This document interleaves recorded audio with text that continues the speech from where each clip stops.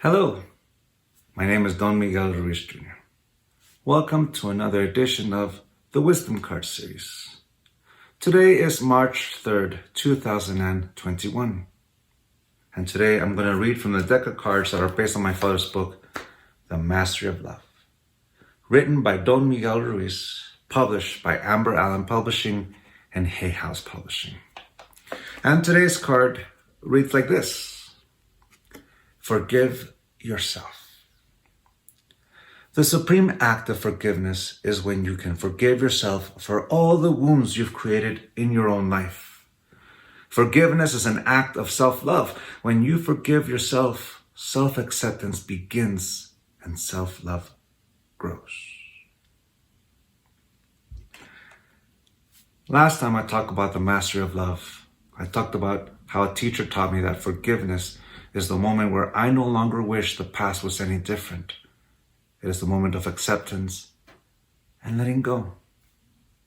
And I used the analogy of my brother, Don Jose Luis Ruiz, that of a scorpion that stings itself over and over again with its own tail, to show what it is to let go, which simply means just like a scorpion that stops itself from hurting itself with its own tail, I no longer use the past to hurt myself, to administer and take that poison I meant for someone else.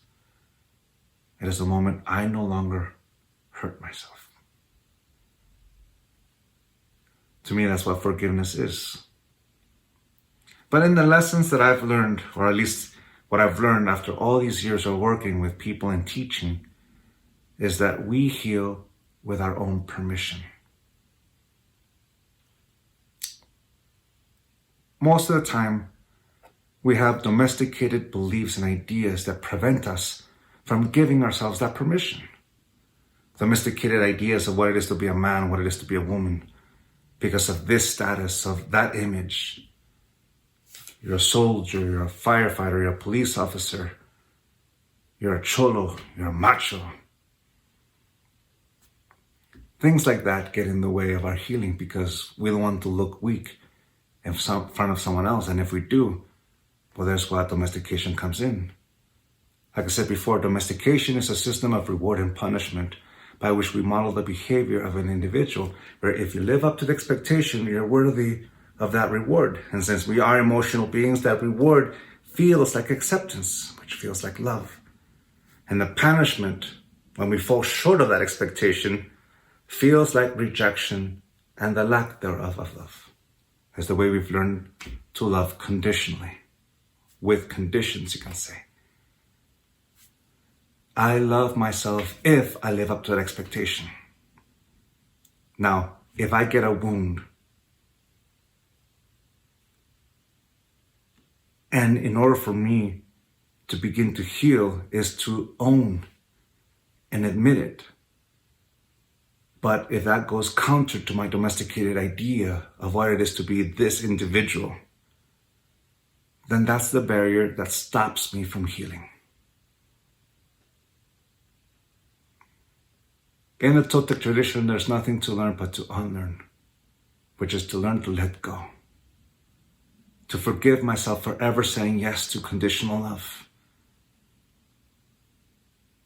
There's that image of Siddhartha. After he masters the temptation of Mara's daughters under the Bodhi tree. And Mara gets so upset that he sends his armies to destroy Siddhartha. And they shoot their arrows at him. Siddhartha sees those arrows and decides to turn them into roses. Meaning he didn't give those arrows permission to hurt him. Which reminds me of what Eleanor Roosevelt said. Eleanor Roosevelt. No one can make you feel inferior without your consent. Which to me simply means no one can domesticate me without my consent. No one can make me feel inferior without my consent. No one can hurt me. I revoke that permission if I ever said yes to it in the first place. I forgive myself for ever saying yes. I forgive myself for ever allowing those arrows to land on its target.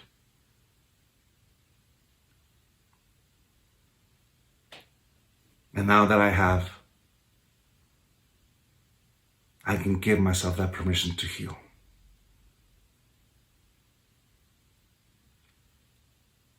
When we let go of that domesticated belief, we have a full spectrum of instruments, theories, concepts, therapies, love that helps us heal. And when that happens, love blossoms. Because we are no longer afraid to love. I can't give what I do not have.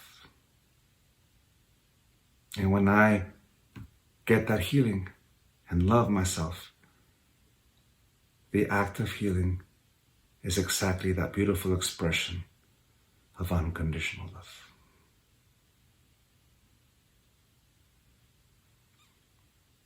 Thank you.